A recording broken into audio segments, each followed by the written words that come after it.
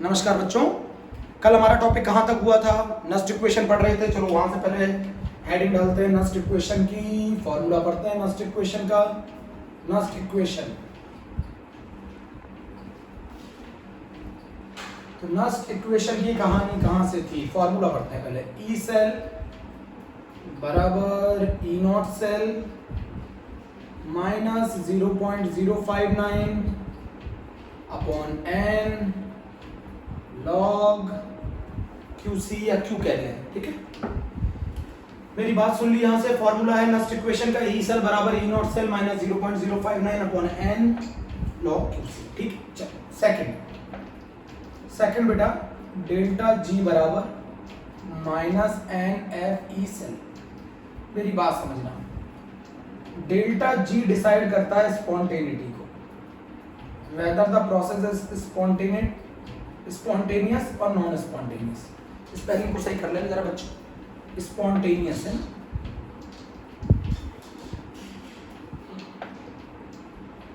Delta G decide करता है। कैसे डिसाइड करता है? अगर ई सेल पॉजिटिव होगा तो डेल्टा जी की वैल्यू नेगेटिव होगी। ई सेल अगर पॉजिटिव होगा तो डेल्टा जी नेगेटिव होगा, और डेल्टा जी अगर नेगेटिव होगा तो प्रोसेस स्पॉन्टेनियस होगा। अब मेरी बात समझो, अगर आपकी सेल स्टैंडर्ड कंडीशन में है, सेल स्टैंडर्ड कंडीशन में, आप बोलेंगे सर क्या मतलब है? सेल अगर स्टैंडर्ड कंडीशन में है मतलब concentration 1 molar, pressure 1 atm, temperature 298 kelvin. अगर आपकी सेल स्टैंडर्ड कंडीशन में है, बच्चों मेरी बात समझ रहे हैं ना? अगर सेल स्टैंडर्ड कंडीशन में है, 1 मोलर कंसंट्रेशन है, प्रेशर 1 atm है, टेम्परेचर 298 केल्विन है, तो उस केस में मेरी बात समझना, उस केस में QC की वैल्यू 1 हो जाएगी। उस केस में QC की वैल्यू 1 हो जाएगी। केशव, QC की वैल्यू 1 हो जाएगी। जदुनंदनी, QC की वैल्यू 1 हो जाएगी। और अगर QC 1 हो गया तो log QC कितना होता है? log QC मतलब log 1, log 1 मतलब 0। तो ये चीज 0 हो गई पूरी। मेरी बात समझ रहे हैं ना? ये चीज 0 हो गई। मैं आपको क्या बोल रहा हूं, अगर आपकी सेल स्टैंडर्ड कंडीशन में है तो कंसंट्रेशन 1 मोलर होगा, टेम्परेचर 298 केल्विन होगा, प्रेशर 1 atm होगा, QC की वैल्यू 1 आएगी, log QC log 1 0 हो जाएगा। ये पूरा टर्म 0 हो गया। उस केस में ई सेल बराबर आ जाएगा ई नॉट सेल। उस केस में ई सेल बराबर आ जाएगा ई नॉट सेल। तो उस केस में आप स्पॉन्टेनिटी ई नॉट सेल से बता सकते हैं। उस केस में आप स्पॉन्टेनिटी ई नॉट सेल से बता सकते हैं। बट किस केस में आप स्पॉन्टेनिटी ई नॉट सेल से बता सकते हैं? जब आपकी सेल किस कंडीशन में होगी? स्टैंडर्ड। नहीं समझ में आया बात बेटा? असली में स्पॉन्टेनिटी ई सेल से बताई जाती है, ई नॉट सेल से नहीं। बट आप ई नॉट सेल से बता सकते हैं अगर आपकी सेल स्टैंडर्ड कंडीशन में होगी तो। बेटा ई सेल से स्पॉन्टेनिटी बताई जाती है, ई नॉट सेल से नहीं, ई सेल से। बट आपको मालूम है जब स्टैंडर्ड कंडीशन ले लोगे तो ई सेल की वैल्यू ई नॉट सेल के बराबर आएगी। तो ई नॉट सेल बराबर ई सेल आ गया, तो डेल्टा जी की वैल्यू क्या हो जाएगी बोलो? Minus n F E cell हो जाएगी। तो इस केस में अगर E cell should be greater than 0 तो आपका delta G should be negative, process is spontaneous। मेरी बात नहीं समझे? असली में स्पॉन्टेनिटी डेल्टा जी से बताई जाती है। तो डेल्टा जी के लिए क्या चाहिए? E cell. और आपको अच्छी तरह मालूम है स्टैंडर्ड कंडीशन पे ई सेल और ई नॉट सेल बराबर होंगे। तो स्टैंडर्ड कंडीशन पे आप स्पॉन्टेनिटी ई नॉट सेल से बता सकते हैं। बट अगर स्टैंडर्ड कंडीशन नहीं होगी तो आपको स्पॉन्टेनिटी ई सेल से ही डिसाइड करनी पड़ेगी। अकेले ई नॉट सेल को देखकर आप स्पॉन्टेनियस डिसाइड नहीं कर सकते। इससे स्पॉन्टेनियस आप तभी डिसाइड कर सकते हैं जब आपकी सेल स्टैंडर्ड कंडीशन में होगी। नहीं आया समझ? बेटा अगर सेल स्टैंडर्ड का, अच्छा ये बताओ, स्पॉन्टेनिटी ई सेल से डिसाइड करते हैं। अगर सेल स्टैंडर्ड कंडीशन में नहीं आएगी तो इसका भी तो रोल आएगा, इसका भी रोल होगा ना इसमें। फिर आपको ई सेल निकालना पड़ेगा, फिर डेल्टा जी बराबर minus n F E cell, तो उससे प्रोसेस स्पॉन्टेनियस डिसाइड होगा। बट अगर आप स्टैंडर्ड कंडीशन ले लेते हैं तो ये चीज तो 0 हो गई। तो ई नॉट सेल ई सेल के बराबर, तो उस केस में आप ई नॉट सेल को भी देखकर स्पॉन्टेनियस पता लगा सकते हैं। बट ई नॉट सेल को देखकर आप स्पॉन्टेनियस तभी पता लगा सकते हैं जब आपकी सेल किस कंडीशन में होगी, स्टैंडर्ड। आप जरा बात समझो, जब आपकी सेल स्टैंडर्ड कंडीशन में होगी। नहीं आया समझ में, कुशाग्र क्यों नहीं आया, श्रुति गुप्ता को नहीं आया, बोलो बच्चों बता रहा। सोनम बेटिया समझो मेरी बात को, आप स्पॉन्टेनिटी ई नोट सेल से डिसाइड नहीं करते, आप ई सेल से डिसाइड करते हैं। बट क्या होता है, जब आप सेल को स्टैंडर्ड कंडीशन पे ले लेते हैं तो ई सेल की वैल्यू ई नोट सेल के बराबर होती है। उस केस में आप ई नोट सेल से डिसाइड कर सकते हैं स्पॉन्टेनिटी, बट वो तभी डिसाइड कर सकते हैं जब आपका सेल स्टैंडर्ड कंडीशन में। चलो मेरी बात समझ गए। अच्छा एक चीज और इंपॉर्टेंट है, अगर मैं सिंगल इलेक्ट्रोड के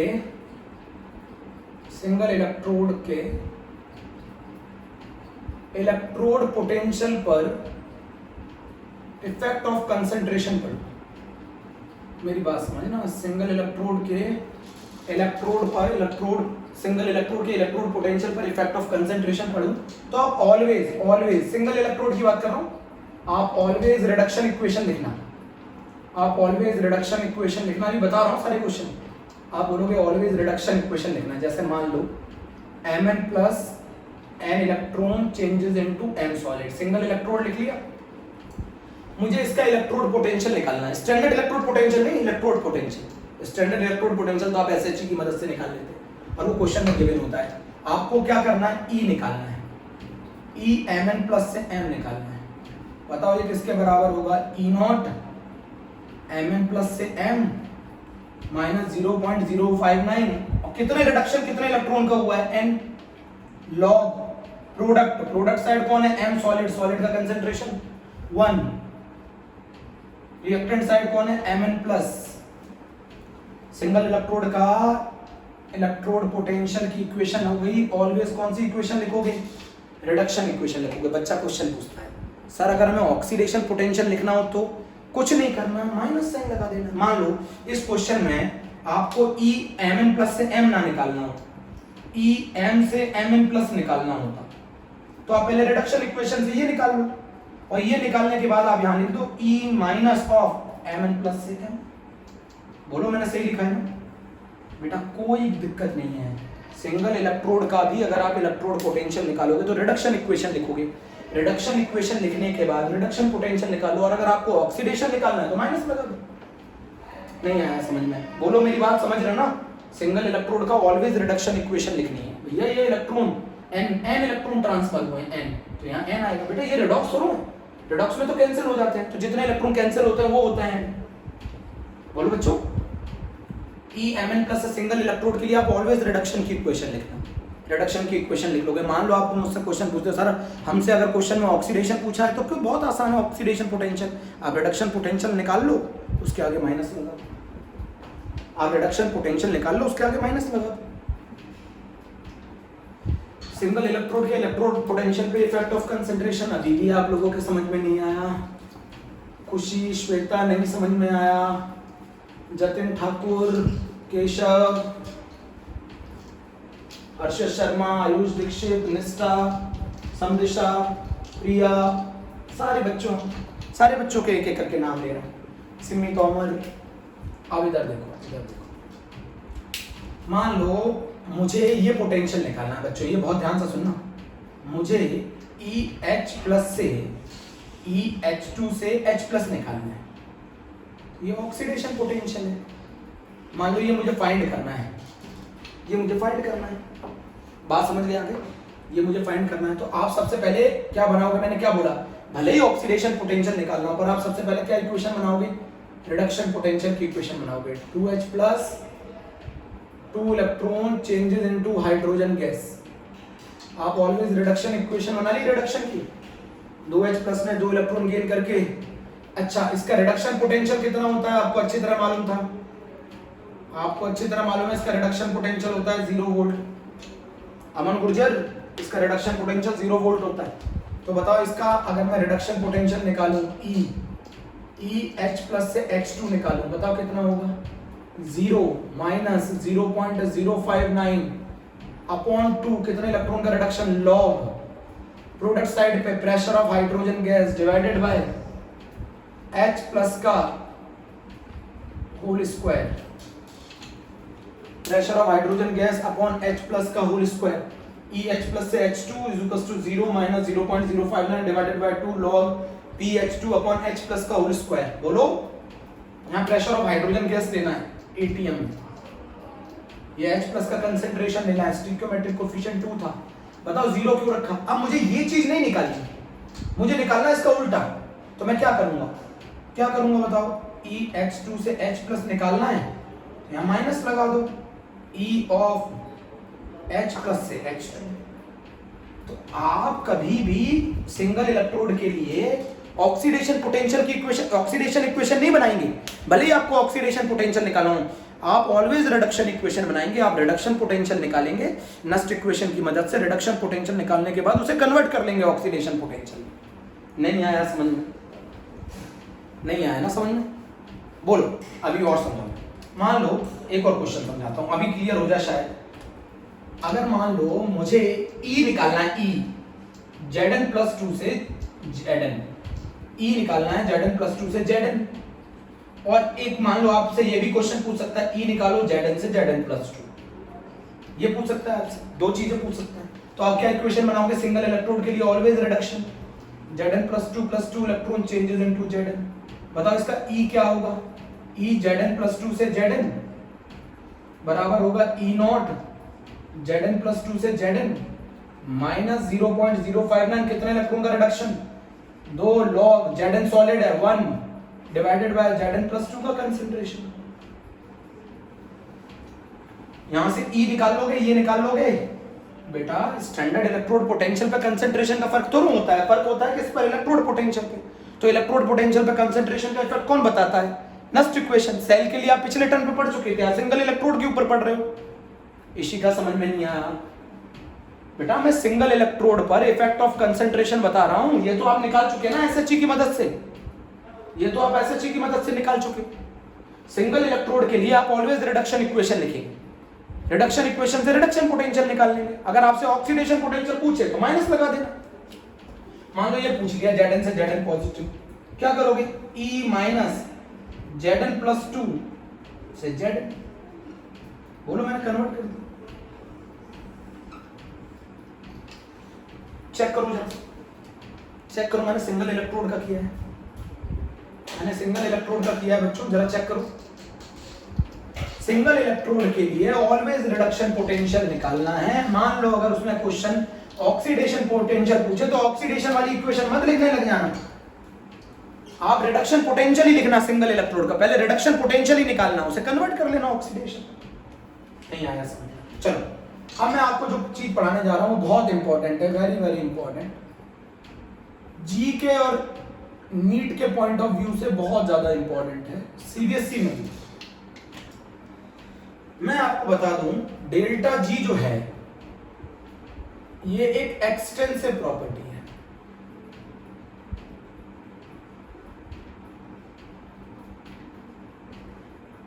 और ये प्रॉपर्टी एक्सटेंसिव जो होती है ये एडिटिव होती है। एडिटिव मतलब आप जितने से इक्वेशन को स्टोइकियोमेट्रिक कोएफिशिएंट से मल्टीप्लाई करोगे उतने से ये भी मल्टीप्लाई होगी, जिस हिसाब से आप इक्वेशंस को सॉल्व करोगे उस हिसाब से ये भी सॉल्व होगी। अगर आप इक्वेशन ऐड करोगे तो ये भी ऐड होगी, इक्वेशन सब्ट्रैक्ट करोगे ये भी सब्ट्रैक्ट होगी। समझ गए? नहीं समझे? डेल्टा जी का फॉर्मूला क्या होता है? हर बच्चे को मालूम है मेरे, minus n F E cell. Standard condition में क्या होता है? Delta G naught is equal to minus n F E naught cell. Underline फॉर्मूले प्लीज बच्चों।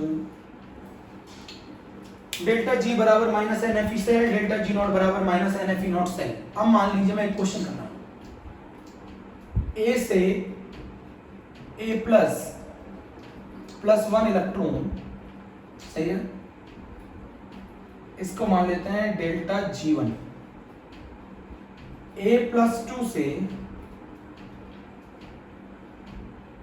A+3+2 इलेक्ट्रॉन, इसका मान लेते हैं डेल्टा G2। मुझे पता करना है A से A+3+3 इलेक्ट्रॉन का डेल्टा। मेरी बात सुन रहे हैं? डेल्टा G1, इसके लिए डेल्टा G1, इसके लिए डेल्टा G2, इसके लिए डेल्टा G3। अब आप कॉमन सेंस लगाओ, ये एडिटिव प्रॉपर्टी है, तो अगर मैं इन दोनों इक्वेशन को ऐड कर दूंगा तो ये बनेगी ना थर्ड वाली इक्वेशन। अगर मैं इन दोनों इक्वेशनों को ऐड कर दूंगा तो थर्ड इक्वेशन बनेगी ना। फर्स्ट और सेकंड को ऐड कर दूंगा तो फर्स्ट और सेकंड को add first and second, add first and second, first और सेकंड को ऐड करूंगा तो थर्ड मिलेगा। तो मैं लिख सकता हूं ना डेल्टा G3 बराबर delta G1 plus delta G2। नहीं समझे? जिस तरीके से आप इक्वेशन, भाई अगर मैं फर्स्ट और सेकंड को ऐड कर दूं तो मुझे थर्ड इक्वेशन मिल जाएगी। तो add first and second, we get third, we get third, add first and second, we get third, तो डेल्टा G3। अब जरा मेरी बात समझना यहां पे पॉइंट।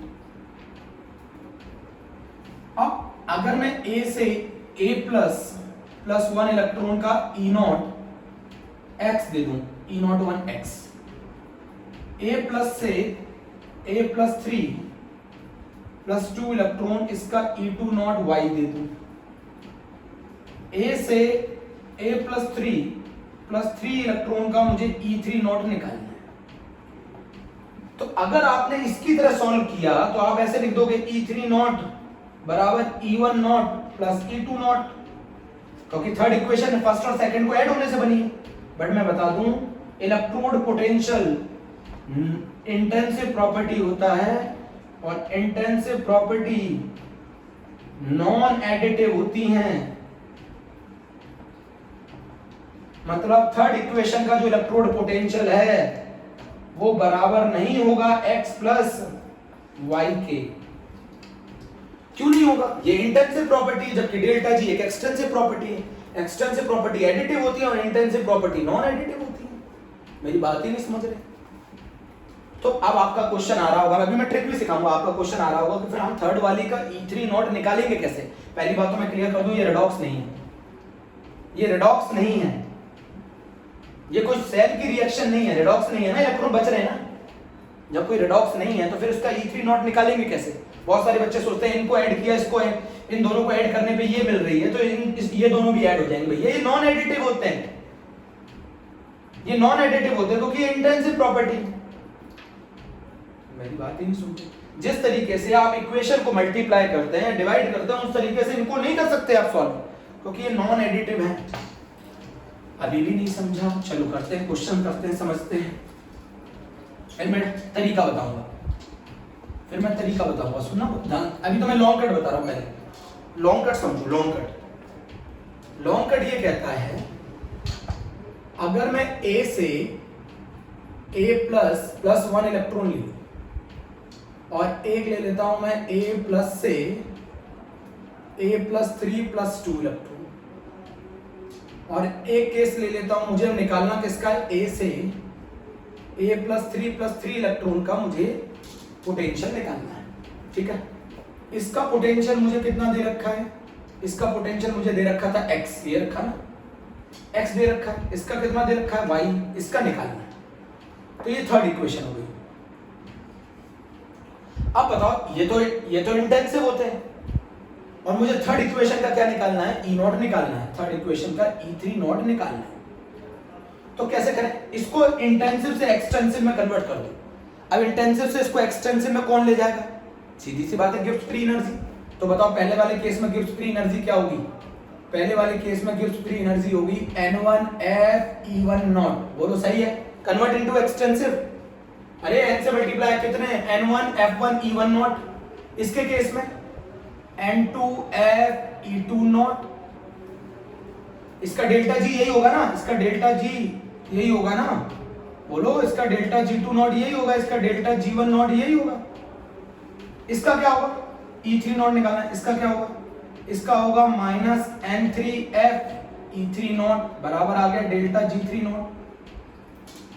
अच्छा ये बताओ कैसे? डेल्टा G3 नॉट बराबर होगा delta G1 naught plus delta G2 naught के। Delta G1 naught plus delta G2 naught बराबर होगा ना डेल्टा G3 नॉट के। तो डेल्टा G3 नॉट की जगह क्या रख दो? Minus N3F E3 not. Delta G1 की जगह क्या लिख दो? Minus N1F E1 not. Delta G2 की जगह क्या लिख दो, माइनस N2F E2 नॉट। लिख दिया मैंने इतना, कैंसिल कर दो, F कैंसिल किया, F कैंसिल किया, F कैंसिल किया, माइनस कैंसिल किया, किया। बताओ क्या इक्वेशन बन गई, N3 E3 नॉट बराबर N1 E1 not plus N2 E2 not. बन गया? बोलो मैंने क्या करा है भाई, मैं इनको E नॉट को डायरेक्ट ऐड नहीं कर सकता क्योंकि ये इंटेंसिव है, तो इनको एक्सटेंसिव में कन्वर्ट करने के लिए मैंने इन सभी का delta G1 not, delta G2 not, delta G3 not, आपको अच्छी तरह मालूम है डेल्टा G3 नॉट जो होगा वो delta G1 naught plus delta G2 not होगा, क्योंकि डेल्टा G इंटेंसिव नहीं है, एक्सटेंसिव है, ये एडिटिव होती है। तो थर्ड इक्वेशन का डेल्टा G3 कैसे निकलेगा, फर्स्ट और सेकंड को ऐड करके, मैंने इधर पुट कर दिया वैल्यू। अब ये बताओ थर्ड इक्वेशन में इलेक्ट्रॉन का चेंज कितना है, थर्ड इक्वेशन में 3 into E3 not, first equation में इलेक्ट्रॉन का चेंज कितना है 1 और E1 नॉट, सेकंड इक्वेशन में इलेक्ट्रॉन का चेंज कितना है बोलो 2 into E2 नॉट। हमारा फॉर्मूला बताओ, आंसर क्या आ गया, आंसर आ गया E3 नॉट बराबर E1 not plus 2 E2 not divided by 3, ये आंसर होगा सर। तो अब आपको E1 नॉट की वैल्यू मालूम है x plus 2y divided by 3 होगा।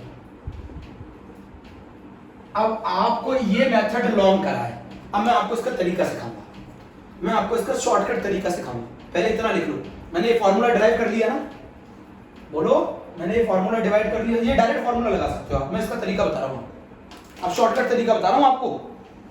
पहले लॉन्ग कट तरीका सीख लो बेटा, इंटेंसिव से एक्सटेंसिव में कन्वर्ट कर दिया डेल्टा जी, और एक्सटेंसिव कैसे सॉल्व करोगे, अगर इन दो इक्वेशन को ऐड कर रहे हो तो ये भी ऐड होंगी, तो थर्ड इक्वेशन का delta G3 not delta G1 naught plus delta G2 naught के बराबर होगा। डेल्टा G1 नॉट किसके बराबर रखा मैंने, minus N1F E1 not, delta G2 किसके बराबर रखा, minus N2F E2 not, delta G3 किसके बराबर रखा, minus N3F E3 not, minus minus सब जगह cancel, N3 into E3 not, N1 into E1 not, N2 into E2 not, N3 की value 3, N1 की वैल्यू 1 और N2 की वैल्यू 2। नहीं है पसंद, चलो करते हैं शॉर्टकट तरीका, करते हैं शॉर्टकट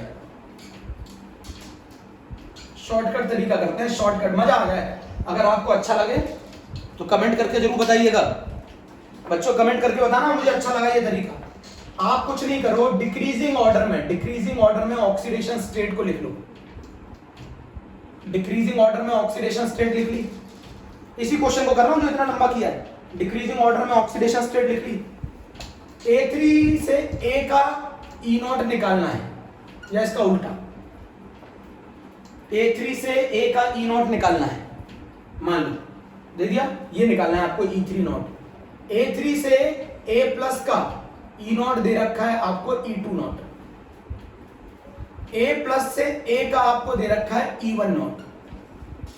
कभी भी ऐसा क्वेश्चन आ जाए, आप सभी को रिडक्शन वाली इक्वेशन के टर्म्स में लिख लो, A+3 से A+1, A+1 से A, लिख लिया कि इसके केस में आप लिख लिया। अब इसका फॉर्मूला सुनना मेरा, A3 से A निकालने के लिए आपको कितना, A3 से A निकालने के लिए कितने इलेक्ट्रॉन का ट्रांसफर है, 3, N3 नॉट E3 नॉट बराबर N1 not E1 not plus N2 not E2 not. बोलो सही लिखा मैंने, ये इसका सम बराबर इसका सम, यहां से यहां पहुंचने में क्या लगेगा, N3 E3 नॉट, यहां से यहां N2 E2 not, N1 E1 not. बोलो N3 कितने इलेक्ट्रॉन का ट्रांसफर है, 3 E3 नॉट, N1 कितने इलेक्ट्रॉन का ट्रांसफर है, 1 into E1 नॉट, N2 में कितने इलेक्ट्रॉन का ट्रांसफर है, 2 into E2 नॉट। तो बताओ E3 नॉट कितना आ जाएगा, E1 not plus 2 E2 not divided by 3। Direct formula लगा सकते हैं, यही तो आया था। बताओ थर्ड इक्वेशन तक का, थर्ड इक्वेशन यहां से यहां पहुंचने में कितना पोटेंशियल चाहिए, यही तो निकालना है, E3 नॉट है, यहां से यहां पहुंचने में E2 नॉट, यहां से यहां पहुंचने में E1 नॉट। आप इसको पूरा डिक्रीजिंग ऑर्डर में लिख लो, डिक्रीजिंग ऑर्डर में लिख लिया, यहां से यहां पहुंचने में E2 नॉट, यहां से यहां पहुंचने में E1 नॉट, यहां से यहां पहुंचने में E3 नॉट। क्या रिलेशन होगा, N3 E3 not, N1 E1 not, N2 E2। बोलो, एक लास्ट क्वेश्चन समझा के जा रहा हूं, आईआईटी का बहुत शानदार क्वेश्चन, बच्चे कर नहीं पाए बच्चों, बहुत आसान ट्रिक है, बहुत आसान ट्रिक है। अभी भी अगर आपको अच्छी लगी हो तो बताना मुझे, अभी मैं आपको क्वेश्चन कराता हूं, उससे आपको क्लियर हो जाएगा बेटा, क्वेश्चन से क्लियर हो जाएगा, घबराओ नहीं, अभी क्वेश्चन से क्लियर होगा। ये AI EEE 2009 में 8 नंबर का क्वेश्चन आया था। AI EEE 2009 में 8 नंबर का क्वेश्चन आया था। क्वेश्चन था E not of Fe plus 3 से Fe माइनस का 0.036 volt, E not of Fe plus 2 से Fe माइनस का 0.439 volt, E not of Fe plus 3 से Fe प्लस 2 मुझे निकालना है, मुझे निकालना है। अब मेरी बात समझो, आप मेरी बात सुनना बहुत ध्यान से, मेरी बात सुनना तरीका मैं आपको जो बता रहा हूं। सबसे पहले आप इनको रिडक्शन के टर्म्स में लिख लो, डिक्रीजिंग ऑर्डर के टर्म्स में। तो ये लिखा Fe प्लस 3, फिर कौन सी ऑक्सीडेशन स्टेट आई Fe प्लस 2, फिर कौन सी आई Fe, यही है ना। Fe प्लस 3 से Fe प्लस 2, Fe प्लस 2 से Fe। यहां से यहां पहुंचने में, यहां से यहां पहुंचने में, यहां से यहां पहुंचने में जो पोटेंशियल लग रहा है उसको मैं मान रहा हूं E3 नॉट। यहां से यहां पहुंचने में जो पोटेंशियल लग रहा है उसको मैं मान रहा हूं E3 नॉट। यहां से यहां पहुंचने में जो पोटेंशियल लग रहा है मैं उसको मान रहा हूं E2 नॉट। यहां से यहां पहुंचने में जो पोटेंशियल लग रहा है वो आ रहा है E1 नॉट। तरीका सोचो, फॉर्मूला बोलो, N3 E3 नॉट बराबर N1 E1 not plus N2 E2 not. हमसे पूछ क्या रहा है, हमसे पूछ रहा है Fe प्लस 3 से Fe प्लस 2 मतलब E2 नॉट पूछ रहा है। E1 नॉट गिवन है, E1 नॉट कितना गिवन है जरा मुझे समझाओ। E1 नॉट गिवन है माइनस का 0.439 वोल्ट, E3 नॉट गिवन है माइनस का 0.036 वोल्ट। पुट करो, ये 8 मार्क्स में आया हुआ क्वेश्चन है बेटा, 8 मार्क्स में। N3 E3 नॉट बताओ कितना होगा, ये होगा -3 इंटू, बेटा मैंने क्या लिखा 3 इंटू माइनस, क्यों ये वैल्यू माइनस में दे रखी है, माइनस 0.036 वोल्ट। सही लिखा है, बराबर N1 इंटू E। इसमें N कितना है, नंबर ऑफ इलेक्ट्रॉन कितने ट्रांसफर हो रहे हैं N1 में 2, अरे 2 इलेक्ट्रॉन का तो रिडक्शन है, तो 2 इंटू माइनस का 0.439 वोल्ट। यहां कितने इलेक्ट्रॉन का ट्रांसफर हो रहा है, 1 इलेक्ट्रॉन का, तो प्लस 1 इंटू E2 नॉट। तो E2 नॉट की जो वैल्यू आ रही है वो आ रही है 0.770 वोल्ट। तरीका पसंद आया, बोलो। यहां से यहां जाने में E3 नॉट, यहां से यहां जाने में E2 नॉट, यहां से यहां जाने में E1 नॉट। E2 नॉट में कितने इलेक्ट्रॉन का ट्रांसफर, 1 इलेक्ट्रॉन का। Fe प्लस 2 से Fe में कितने इलेक्ट्रॉन का ट्रांसफर, 2 का। यहां से यहां कितने इलेक्ट्रॉन का ट्रांसफर, 3 का। Formula N3 E3 not N1 E1 not N2 E2 not. जरा अभी भी नहीं समझी, अभी भी नहीं समझी, चलो एक और करके देख लेते हैं। Last question, last question, last question करके देख लेते हैं। शानदार क्वेश्चन है, नीट में आया वो क्वेश्चन है। E not of Cu plus से Cu प्लस 2 माइनस का 0.153 volt, E not of Cu plus से Cu निकालना है, E not of Cu plus 2 से Cu 0.34 वोल्ट। अब जरा समझना, नीट का क्वेश्चन है, नीट का क्वेश्चन है आदर्श, नीट का क्वेश्चन है। आप जरा समझो क्या करो, मैंने क्या बोला था, डिक्रीजिंग ऑर्डर में लिख लो सभी को oxidation state. Plus 2 Cu plus 1, Cu plus 2 दे रखा है, Cu दे रखा है, Cu प्लस 1 दे रखा है। डिक्रीजिंग ऑर्डर में लिख लिया। Cu प्लस 2 से Cu प्लस को मैंने माना E2 नॉट, Cu प्लस से Cu को माना E1 नॉट, और Cu प्लस 2 से Cu को माना मैंने E3 नॉट। ये तो करता हूं मैं। इसमें कितने इलेक्ट्रॉन का ट्रांसफर है, इसमें 2 इलेक्ट्रॉन का चेंज, इसमें कितने इलेक्ट्रॉन का चेंज है, 1 का। इसमें कितने इलेक्ट्रॉन का चेंज है, 1 का। अब जरा मुझे एक चीज बताओ, क्या क्वेश्चन में Cu प्लस से Cu दे रखा है, E1 नॉट दे रखा है, Cu प्लस से Cu निकालना है, ये निकालना है। ये उल्टा दे रखा है, Cu प्लस से Cu प्लस 2, Cu प्लस से Cu प्लस 2, बट मुझे चाहिए Cu प्लस 2 से Cu।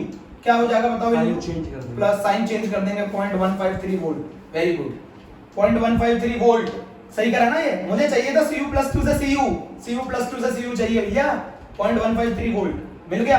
अच्छा ये बताओ E3 नॉट कितना दे रखा है, Cu प्लस 2 से Cu दे रखा है 0.34 वोल्ट दे रखा है, Cu प्लस 2 से Cu 0.34 वोल्ट। लगा लो तरीका, N3 E3 नॉट बराबर N1 E1 not N2 E2 not. बच्चों अभी भी सीख रहा हूं, लर्निंग फेज में हूं। बच्चों सुन रहे हैं, world does not by ordinary and routine, world always honoured what is exceptional. N3 E3 not, N1 E1 not, N2 E2 not. N3 में कितनी वैल्यू है 2, E3 नॉट। N1 में कितनी वैल्यू है, N1 में बताओ 1, ये निकालना है E1 नॉट। N2 की वैल्यू बोलो 1, कितनी वैल्यू दे रखी है 0.153। आंसर ये भी E3 नॉट भी दे रखा है 2 into 0.34, 1 into E1 not 0.153। Answer कितना आ गया, E1 नॉट बराबर 2 into 0.34 माइनस 0.153। बोलो आंसर।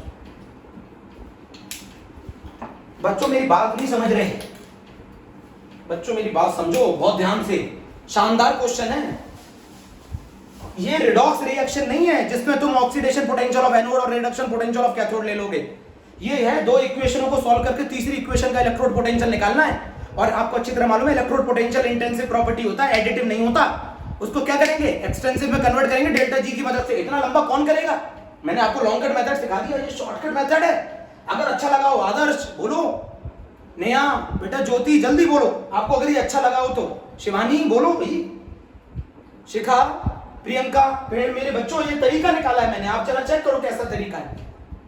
मेरे प्यारे बच्चों तरीका देखो, आप मेथड देखो मैंने क्या किया है। यहां से यहां पहुंचने में E3 नॉट, यहां से यहां पहुंचने में, यहां से यहां E2 नॉट, यहां से यहां E1 not, E2 not E1 not, N1 E2 not, N1 E1 not और N3 E3 नॉट बराबर लगा, सम लगा दिया।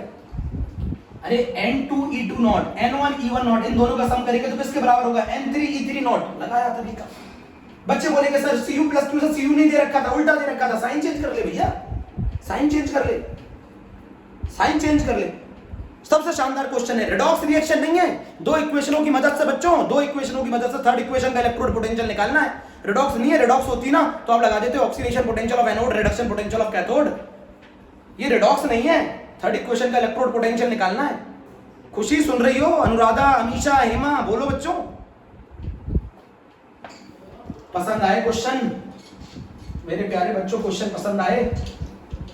अगला कंसेप्ट लेकर आऊंगा, अगला कंसेप्ट लेकर आऊंगा बच्चों। अगला डिस्प्रपोर्शनेशन का, डिस्प्रपोर्शनेशन का कंसेप्ट लेकर आऊंगा। जब एक ही एलिमेंट का ऑक्सीडेशन और रिडक्शन उसी सेम इक्वेशन में हो, एक ही एलिमेंट का ऑक्सीडेशन और रिडक्शन हो रहा हो, उसे कहते हैं डिस्प्रपोर्शनेशन। आप बोलोगे एग्जांपल समझाओ सर, एग्जांपल समझाओ। Cu प्लस से Cu प्लस 2 और Cu 2 जोड़ दो, यहां से यहां जाने में क्या हो रहा है बोलो, ऑक्सीडेशन। यहां से यहां जाने में क्या हो रहा है बोलो, रिडक्शन। तो Cu प्लस का क्या है, ये डिस्प्रपोर्शनेशन। ऐसी रिएक्शन जिसमें उसी एलिमेंट का ऑक्सीडेशन, डिस्प्रपोर्शनेशन।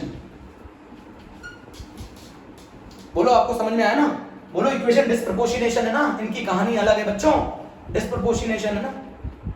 लास्ट बच्चों, जाते जाते बता रहा हूं, Mn लिखा आपने बोलो बच्चों, Mn प्लस 2, यहां Mn प्लस 3 और यहां Mn। बोलो यहां लिखा मैंने 2, यहां लिखा 3, यहां लिखा 2Mn प्लस 3। बोलो बैलेंस है ना, यहां Mn प्लस 2 Mn प्लस 3 में जाएगा तो बताओ क्या हो रहा है इसका, ऑक्सीडेशन। Mn प्लस 2 से Mn में जाएगा तो क्या हो रहा है, रिडक्शन। तो ये बताओ किसका डिस्प्रपोर्शनेशन है, Mn प्लस 2 का। यहाँ Mn प्लस 2 का डिस्प्रपोर्शनेशन रिएक्शन है। डिस्प्रपोर्शनेशन उसी एलिमेंट का रिडक्शन, उसी एलिमेंट का ऑक्सीडेशन सिंगल रिएक्शन में। लिख लिया जाए बच्चों, लिख लिया जाए। ओके, थैंक यू प्यारे बच्चों।